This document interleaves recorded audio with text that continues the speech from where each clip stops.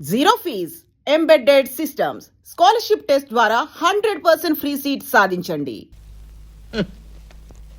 బావా ఏంటి బావా? ఎంత పని జరిగిందో విన్నావా? ఏమైంది బావా? నా సారా లారీ దారిలో ఆపి ఎవడో కొట్టుకుపోయాడు బావా. అయ్యయ్యో బావా, నీకెంత కష్టం వచ్చింది బావా. ఒరే కూల్ డ్రింక్. ఏమిటి? నా సారా లారీ ఎవడో కొట్టుకుపోయి నేను పక్కనే రోడ్డును పడితే నీ కూల్ డ్రింక్ సంతోషమన్నా? నాకే కాదు బావా, నుదుటు రాత రాసిన భగవంతుడు కూడా సరదాగా కూల్ డ్రింక్ తాగాలని ఉంటది ఈ సందర్భంగా. నీకేమైనా బుద్ధి ఉందా? ఏదన్నా బాధ వస్తే ఇతంతో చెప్పుకోవడం, ఇతంతో చెప్పుకోవడం. బావా, ఆ ఊరికి ఈ ఊరంతో ఈ ఊరికి ఆ ఊరు అంతే. నాకు కష్టం వచ్చినప్పుడు ఇంకా బాగా నవ్వావు నువ్వు. ఇవే 2 కూల్ డ్రింకులు బావ తాగుతాడు.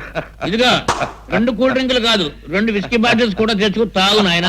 నీకు దండం బాబు, నీకు దండం. రారా బుద్ధిమాల కదవా, రారా నాయనా.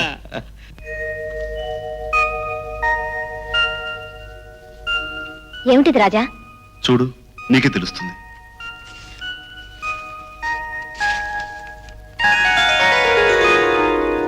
బాకీ డబ్బు చెల్లించి కైలాసం దగ్గర తాకట్టున్నా ఇంటి కాగితాలు తెచ్చారా? అంత డబ్బు. ఇష్టమైన మనుషులు కష్టంలో ఉన్నప్పుడు వాళ్ళకి సహాయం చేయడం వల్ల మనకు నష్టం లేనప్పుడు చేసేసేమన్నాడు ఓ పెద్ద మనిషి. చేసేసాడు ఈ చిన్న మనిషి. అంటే ఆ బాకీ మీరు తీర్చేశారా? అంత డబ్బు మీకెక్కడిది? మనసుండాలే గాని మార్గాలు సవాలక్ష అన్నాడు ఇందాకటి పెద్ద మనిషి.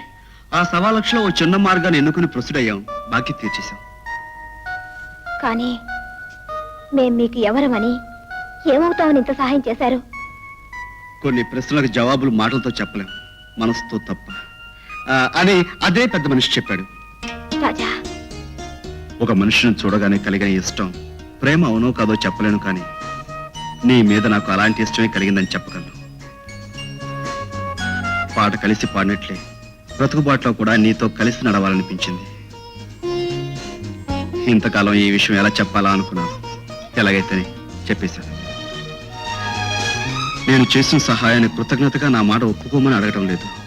నీకు మనస్ఫూర్తిగా ఇష్టం ఉంటేనే ఒప్పుకో. నా ఆశకు రూపం ఈ గులాబీ. ఇక నిర్ణయం నీది.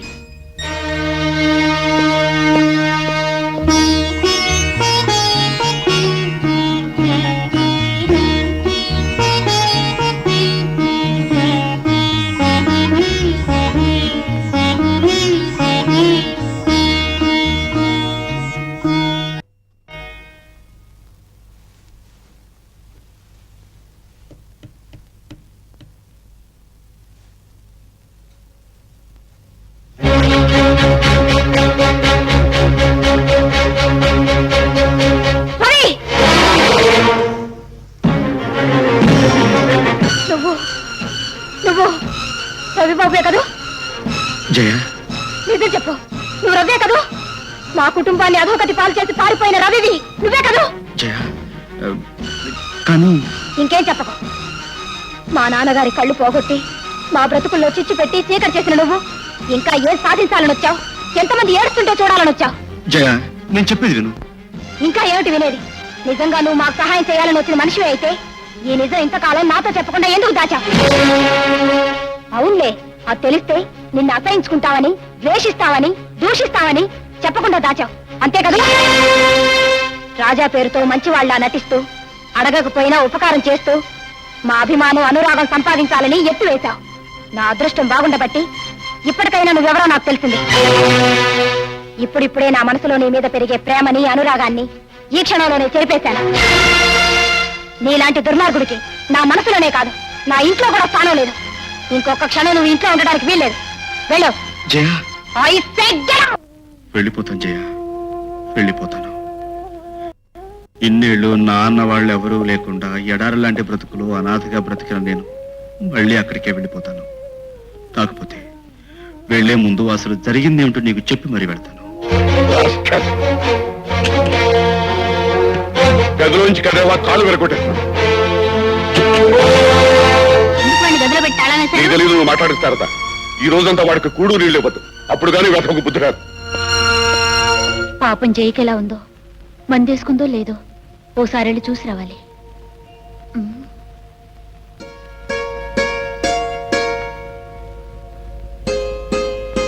జయ, నా మీద కోపం వచ్చిందా?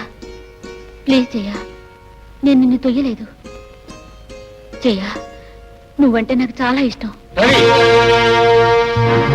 చేసింది చాలేదా? మళ్ళీ ఎందుకు వచ్చా అక్కడికి? ఆ చచ్చింది రోజు చూద్దామనా? వెనుక నుంచి అంకుల్, మళ్ళీ అడుగు పెట్టేవాడు కాళ్ళు కొడతాను. Uncle, uncle. వెళ్ళు.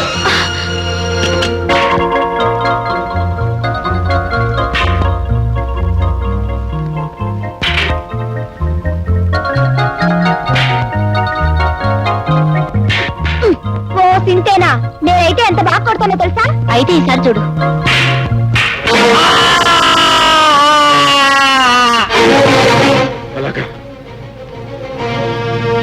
ఏమండి? రవి ఆగు! రవి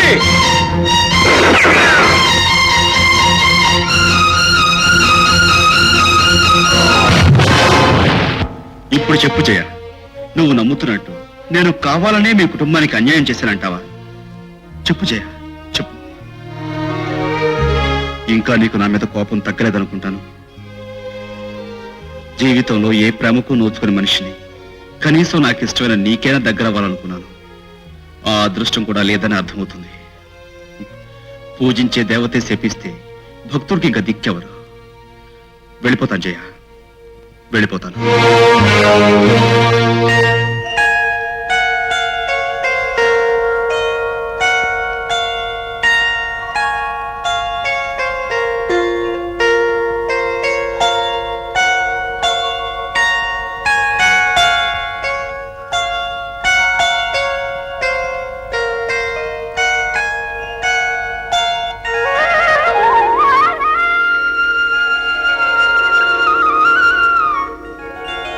జయా, నాన్న, నాకు చూపొచ్చిందమ్మా, చూపొచ్చింది. నాన్న, మిమ్మల్ని మళ్ళీ అన్నాళ్ళు చూడగలుగుతున్నానమ్మా. డాక్టర్ గారు, మీకు కృతజ్ఞతగా ఇంతకంటే ఏమి ఇచ్చుకోలేను. అమ్మా జయ, ఆపరేషన్ సక్సెస్ఫుల్ గా జరిగింది కనుక నిజం నీకు చెప్పడంలో తప్పులేదనుకుంటాను. నిజమా? ఏమిటి డాక్టర్ గారు అది? నువ్వు కృతజ్ఞతలు చెప్పవలసింది నాకు కాదమ్మా, రాజాకి. అవునమ్మా, నీకు అబద్ధం చెప్పమని ఆపరేషన్కి అయ్యే ఖర్చంతా అతనే భరించి మీ నాన్నగారికి చూపు రావడానికి కారకుడయ్యాడు. ఏమిటి? నీకు దేవి ఫైనాన్సింగ్ కంపెనీలో ఉద్యోగం వచ్చిందా? నిజంగా అన్నయ్య? అబద్ధం నేను చెప్పొచ్చేమో గాని నీ చేతిలో ఉన్న అపాయింట్మెంట్ ఆర్డర్ చెప్పదుగా జయ. మరి నువ్వు బిఎస్సి పాస్ అవ్వలేదు కదా? అది 6 నెలల కిందట మాట. మొన్న సెప్టెంబర్లో నేను పరీక్షకి వెళ్ళాను. ఫస్ట్ క్లాస్ లో పాస్ అయ్యాను. అంతా ఆ దేవుడు దయ అన్నయ్య. దేవుడి దయ అయితే ఎప్పట్లాగా గాలికి తిరుగుతుండేవాడిని. ఇది నాలో ఒక మంచి మనిషి తెచ్చిన మార్పు. మీరందరూ బాగుపడనయ్యా అని తిడుతూ ఉంటే నా కోపం వచ్చింది. అతను అర్థం ఏంటంటే చెప్పడం వల్ల నాలో ఆలోచన వచ్చింది. ఆ ఆలోచనతో నన్ను నేను ఆత్మవిమర్శ చేసుకున్నాను. నా బతుకు నేను బాగు చేసుకోవాలని నిర్ణయించుకున్నాను. ఆ మనిషి ఎవరో తెలుసా అమ్మా? రాజా.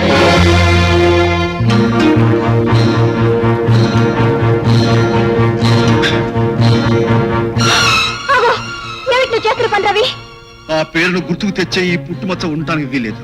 వదులు ప్లీజ్. రవి, అవును జయ, ఈ పుట్టుమచ్చే లేకపోతే ఈ రాజాను నువ్వు ప్రేమించి ఉండేదానివి. ఈ పుట్టుమచ్చే లేకపోతే నువ్వు ద్వేషించే రవి చచ్చిపోయాడని నమ్ముండేదానివి. అందుకే నా గతాన్ని గుర్తు తెచ్చే ఈ పుట్టుమచ్చ ఉండటానికి వీలేదు. రవి ప్లీజ్. జ్ఞానం రాని పసితనంలో జరిగిన నిజాన్ని నిన్ను సరిగ్గా అర్థం చేసుకోలేకపోయాను. నీ మీద లేనిపోని ఊహించుకున్నాను.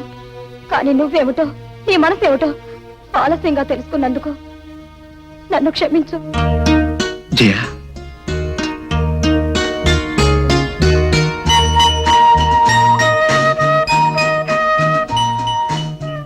నా మనసులోని ఆశకు గుర్తు ఈ గులాబీ. నువ్వు నన్ను మన్నించి నా ఆశ నెరవేర్చే మాట అయితే ఈ గులాబీ నీ చేత్తో నువ్వే నా జడలో పెట్టాలి.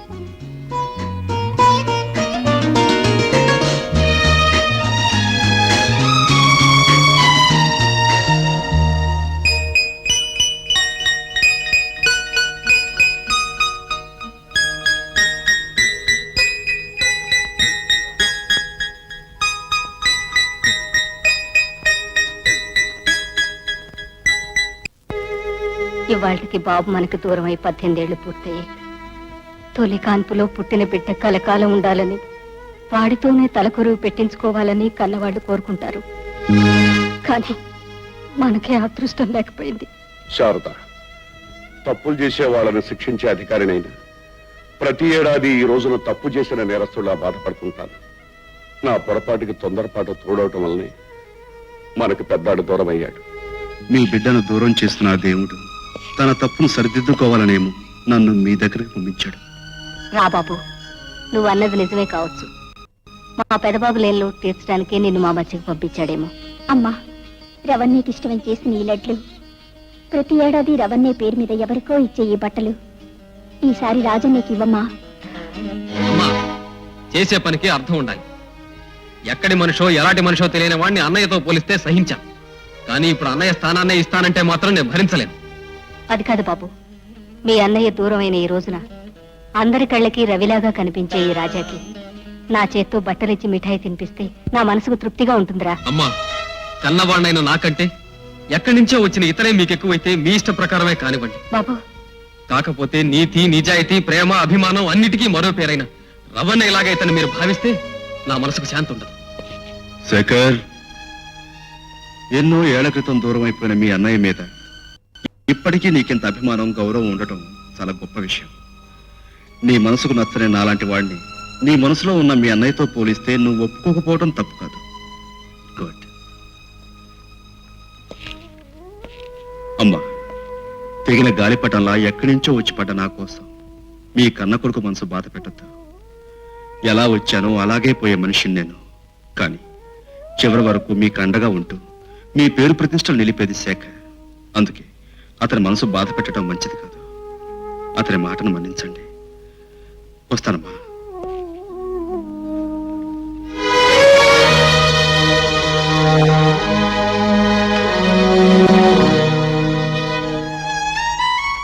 శారద, కొన్ని బాధలను భరించాలని నుదుట రాసి ఉంటే మనం ఏం చేయలేం. ఆ బాధను దిగమింగటం తప్ప.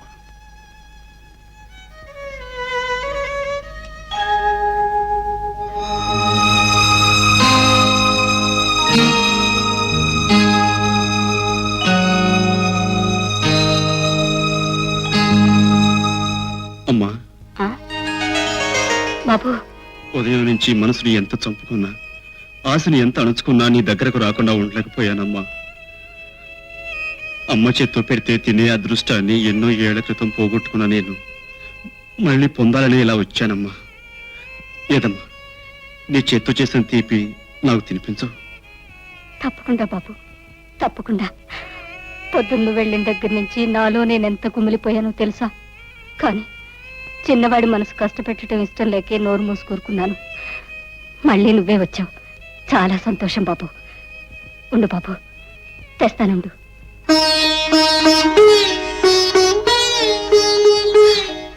తిను బాబు.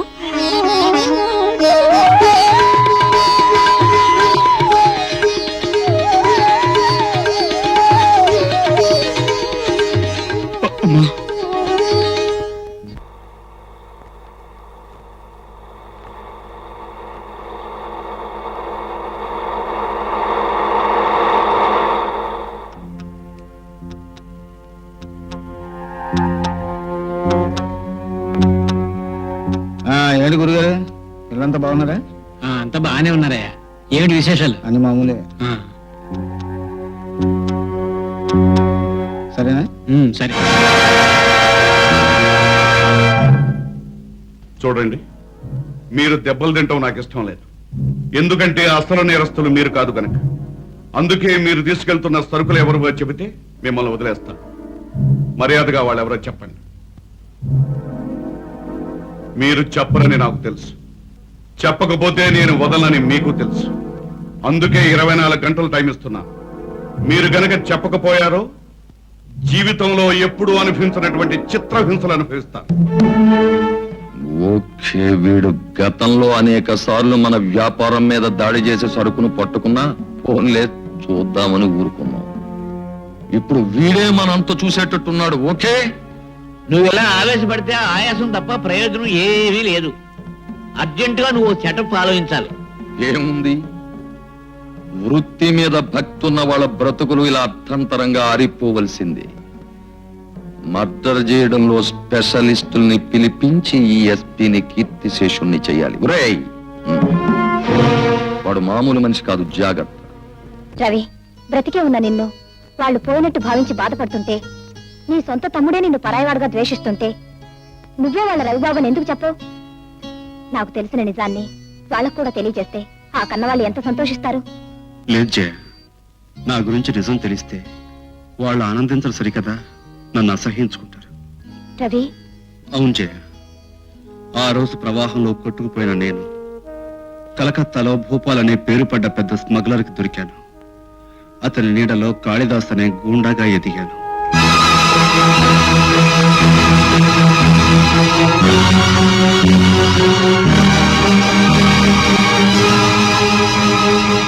అలాంటి దారుణమైన జీవితం నుంచి, దుర్మార్గపు అడ్డదారి నుంచి బయటపడ్డాను.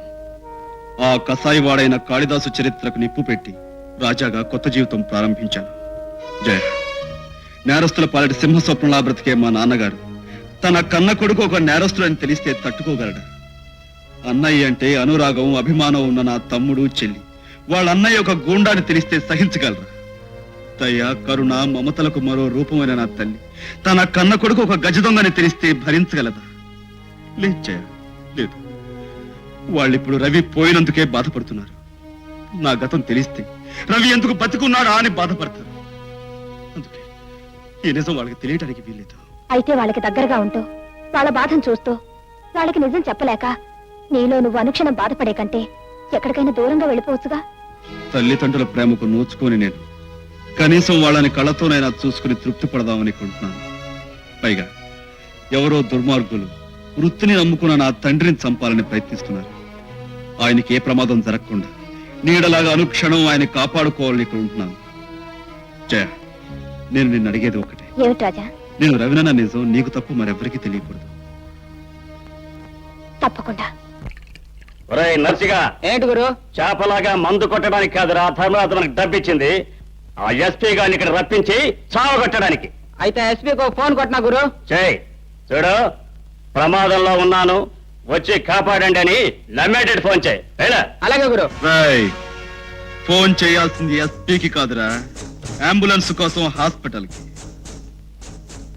ఎందుకంటే కాసేపట్లో చావు దెబ్బలు తినే మిమ్మల్ని తీసుకువెళ్ళటానికి కావాలిగా.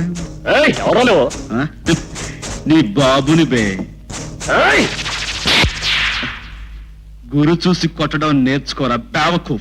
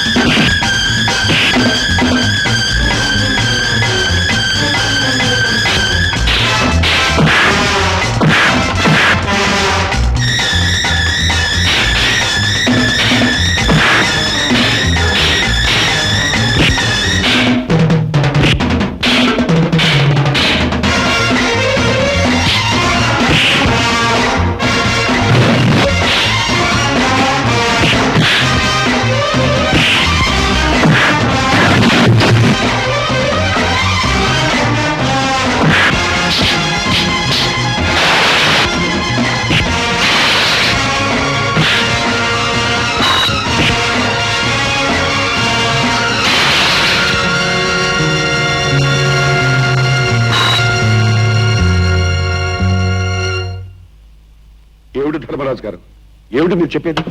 ఏం చెప్పమంటారు ఎస్పీ గారు? ఈవేళ నన్ను చూడడానికి వచ్చిన బంధుమిత్రులు కొట్టాడు, ఓకే. కానీ ఇలా పొరుగురు నుంచి వచ్చిన ప్రతి వాడిని కొట్టడం మీ ఊరి ఆచారమా, అలవాటా అని చెప్పేసి ఆ పొరుగురు వాళ్ళు అడుగుతూ ఉంటే నేను ఏం జవాబు చెప్పాలి? ఓకే. ఇది ఎక్కడ సెటప్ అండి? మన ధర్మరాజు గారు షష్ఠిపుత్రోత్సవం చేసుకుంటున్నారని పాపం వాళ్ళకి తెలిసి సంబరపడిపోయి వచ్చి గెస్ట్ హౌస్ లో కూర్చొని పురాణ పఠనం చేసుకుంటూ రాంకోట్ రాసుకుంటున్నారండి. ఇంతలో రౌడీ రాజా వచ్చి డబ్బిస్తారా సస్తారా లేకపోతే రాంకోట్ చించాలు పారేయమంటారా అని ఒకరి మీద ఒకరిని వేసి పట్ పట్ పట్ పట్ కొట్టేస్తారండి. ఈ సరే మీ గానే బాగుందా? అది సరే ఎస్పీ గారు, ఈవేళ నా వాళ్ళని కొట్టాడు, ఓకే. రేపు మీ బంధుమిత్రులు కొడతాడు, ఓకే. కానీ రైలు స్టేషన్ లో కూర్చుని కర్ర పట్టుకుని రైలు బండి దిగిన ప్రతివాడిని పట్టు కొట్టేస్తూ ఉంటే మీరు అలా చూస్తూ కూర్చుంటే ఓకే. అలాగే అతనికి ఇప్పుడే కబుర్ చేస్తాను, మీరు వెళ్ళండి. నమస్కారం. వస్తాను, నమస్కారం. రాజా, నువ్వు ధర్మరాజు గారి కోసం వచ్చిన పెద్ద మనుషుల్ని ఉత్తుపునైనా కొట్టినట్టు రిపోర్ట్ వచ్చింది. ఎందుకు కొట్టా? ఆ విషయం వాళ్ళనే అడగలేకపోయారా? నేను నిన్ను అడుగుతున్నాను, సమాధానం చెప్పు. వాళ్ళు నేను కొట్టాను అని చెప్తే మీరు నన్ను పిలిపించి అడుగుతున్నారు, కానీ వాళ్ళని నేను కొట్టలేదు అంటున్నాను. మీరేం చేస్తారు? నువ్వు కొట్టినట్టు 10 మంది సాక్ష్యం చెప్తున్నారు. దేవుడి మీద ప్రమాణం చేసి పొట్టకూటి కోసం పవిత్రమైన న్యాయస్థానంలో పచ్చి అబద్ధాలు సాక్ష్యాలు చెబుతున్నారు ఈ రోజుల్లో. అలాంటి సాక్ష్యాలే మీరు నమ్మే మాట అయితే నేను కొట్టలేదని 20 మంది చేత సాక్ష్యం చెప్పిస్తాను. ఆల్ రైట్ రాజా, నీ మీద అభిమానంతో ఈసారికి నేను నమ్మి వదిలేస్తున్నాను. నువ్వు మరోసారి నేరం చేశావని తెలిస్తే ఆ దేవుడు అడ్డుపడ్డా సరే నేను వదిలిపెట్టను. నావు ఈ కనుక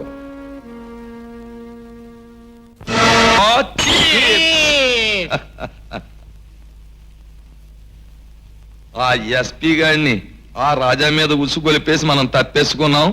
ఏదో ఒక రోజున ఏదో ఒక మిష మీద ఆ రాజా గారిని కొట్లో వేసేస్తాడు. కానీ ఆ రాజాగాడు అసాధ్యుడే.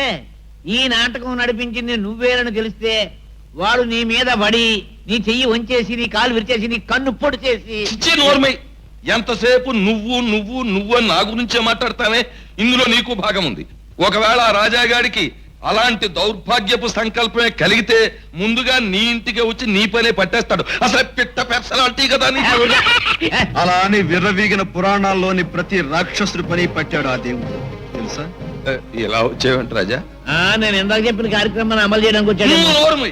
నువ్వు చెప్పు రాజా. దేశంలో రౌడీలను అడ్డు పెట్టుకుని మీరు ఆడిన నాటకానికి అభినందనలు తెలియచేద్దామని. అంటే మాటలతోనా చేతలతోనా? నువ్వు చెప్పు రాజా. ప్రస్తుతానికి మాటలతోనే. ధర్మరాజు, ఆ రౌడీలని ఎవరు పిలిపించారో ఎందుకు పిలిపించారో నాకు తెలుసు. చూడు, ఆ ఎస్పీ గారికి మళ్ళీ ఎవరైనా ఏదైనా హాని చేయాలని ప్రయత్నించారో వాళ్ళ ప్రాణాలు తీసి శవాన్ని ముక్కలు ముక్కలుగా నరికి కుక్కలకు నక్కలకు పడేస్తాం. ప్రత్యేకించి ఆ విషయం నువ్వు తెలుసుకుంటే మంచిది. నువ్వు కూడా. ఓకే, ఏమీ లాభం లేదు. ఇమీడియట్ గా ముందు నేను హైదరాబాద్ వెళ్ళిపోయి ఎస్పీ గారి సంగతి చూసి ఆ తర్వాత వీడు ఆట కట్టించాలి. పోయి మందు. And for more videos, please subscribe to iDream. Please subscribe to iDream. Please subscribe iDream. And please subscribe to iDream. For more videos, subscribe to iDream. please like, share and subscribe to the channel. Congratulations, iDream. Subscribe to iDream. Subscribe to iDream. So subscribe to iDream Media. iDream ki iDream team andarki huge congratulations. Please subscribe iDream Media. Please subscribe to iDream. Subscribe iDream. Please subscribe to iDream. iDream అంటే నా కళల channel subscribe చేసుకున్న నోరు తిరుగుతలేదు. మీరైతే గంట గుర్తు కొట్టండి. For more such videos, please subscribe to iDream. Subscribe to iDream. Please subscribe to iDream. Please subscribe iDream Media. Please do subscribe to iDream. Please subscribe to iDream Media. For best entertainment and information, please subscribe iDream. And don't forget to subscribe to iDream.